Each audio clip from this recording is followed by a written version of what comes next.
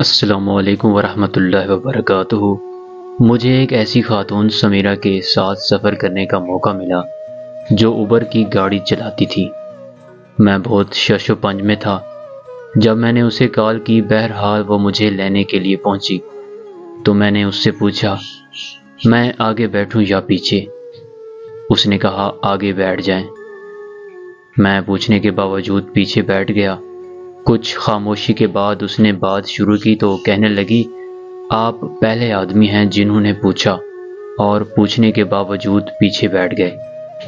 ہمارے معاشرے میں مرد مجبور عورت کا فائدہ اٹھاتے ہیں۔ وہ مجھے بتانے لگی کہ اکثر لوگ جو میرے ساتھ سفر کرتے ہیں وہ فرنٹ سیٹ پر بیٹھتے ہیں، تو جب میں گیئر لگاتی ہوں تو وہ مجھے جان بوجھ کر کونی سے چھونے کی کوشش کرتے ہیں، حتیٰ کہ میں جب رائڈ ختم کر کے گھر جاتی ہوں تو وہ مجھے راتوں کو کال کرتے ہیں، تو پھر مجھے مجبوراً اکثر کسٹمر کے نمبر بلاک کرنا پڑتے ہیں۔ عورت کیوں سب کچھ نہیں کر سکتی؟ وہ doctor, teacher, engineer, nurse, shopkeeper, salesgirl, driver, آیا لوگوں کے گھروں میں صفائی کی ملازمت کرتی ہے، تو اس کے راستے میں اتنی رکاوٹیں کیوں کھڑی کر دی جاتی ہیں؟ معاشرہ اسے عزت اور تحفظ کے ساتھ روزگار کیوں نہیں کرنے کی اجازت دیتا؟ اس کی بھی تو کوئی گھریلو مجبوری ہو سکتی ہے۔ لوگ اپنی ٹھڑک کو کنٹرول کیوں نہیں کرتے؟ اپنی بیویوں پر پورا کیوں نہیں کرتے؟ کیا ان کی بہنیں بیٹیاں نہیں ہیں؟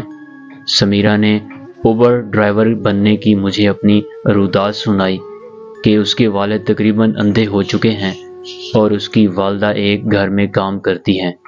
اوبر میں آنے سے پہلے اس نے ڈرائیونگ سیکھی، لیکن اس کے پاس اپنی گاڑی خریدنے کے پیسے نہیں تھے، سو اس نے تنخواہ پر کسی کی گاڑی چلانا شروع کر دی۔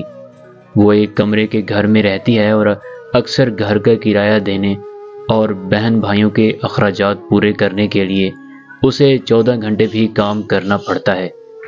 یہ کہانی ہمارے لیے انسپائریشن ہے۔ ایک لڑکی اپنی مرضی یا کسی مجبوری کی حالت میں کام کرتی ہے تو ہمیں چاہیے کہ اس کی پرائیویسی کا خیال رکھیں، اپنی تنقید اور ٹھڑک کو کنٹرول میں رکھ کر اس کو آرام دہ اور تحفظ والا ماحول دینا چاہیے تاکہ وہ اپنی زندگی کی مشکلات سے نبرد آزما ہو سکے، بجائے اس کے کہ ہم اسے ہراساں کر کے اس کی جاب کو مزید مشکل بنا دیں۔